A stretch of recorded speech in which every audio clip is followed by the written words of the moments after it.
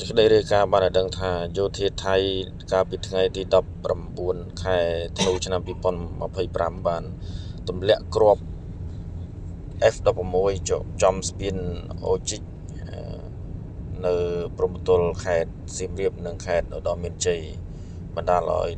ខូចខាតស្ពានស្ទើរទាំងស្រុងហើយក្នុងនោះដែរបានបណ្ដាលឲ្យខូចឡានពលរដ្ឋមួយគ្រឿងដែរលាក់ម៉ាកលុយស៊ីស300បាទ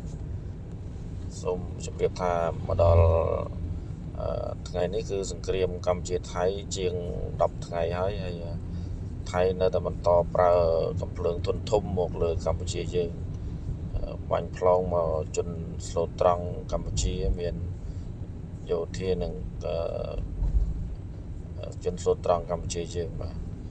ហើយនឹងហេដ្ឋារចនាសម្ព័ន្ធមួយចំនួនទៀតផងដែរបាទសូមអរគុណ